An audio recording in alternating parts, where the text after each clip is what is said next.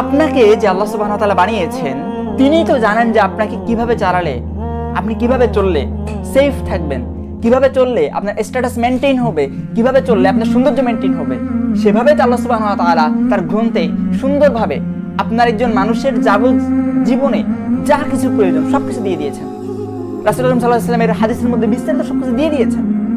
না না না, এইগুলোর বাইরে গিয়ে আমরা কোন মতবাদগুলো গ্রহণ করতেছি যেগুলো আমাদের না, যেগুলো আমাদের কালচার না, যেগুলো আমাদের কোনো কিছু না, বেধর্মীদের কালচার সবগুলো আমরা গ্রহণ করতেছি। আপনার কি মনে হয় না যে সুপরিকল্পিতভাবে আমাদের মধ্যে এগুলো প্রবেশ করে দেওয়া হচ্ছে? একদম পরিকল্পিতভাবে কি আমাদের মধ্যে এগুলো প্রবেশ করে দেওয়া হচ্ছে না? এই যে একটা সহজ ভাষা বলি, সহজ কথা বলি, আমি খুব কঠিন কথা বলতেছি। বাংলাদেশের 90% মুসলিম, বাংলাদেশি সবগুলা।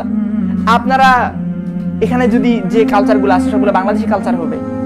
হ্যাঁ, এখন আপনারা বাংলাদেশিদের কালচার না নিয়ে, আমাদের তো কালচার আছে, বাংলাদেশিদের কালচার আছে, ইসলামিক কালচার আছে, আপনারা সেগুলো বাদ দিয়ে কাদের কালচার দিচ্ছেন? যারা মুসলিমই নয়, যারা মুনাফিক, কাফের, মুরতাদ, তাদের কালচার আমরা গ্রহণ করতেছি। মানে কতটা কপাল পোড়া আমরা।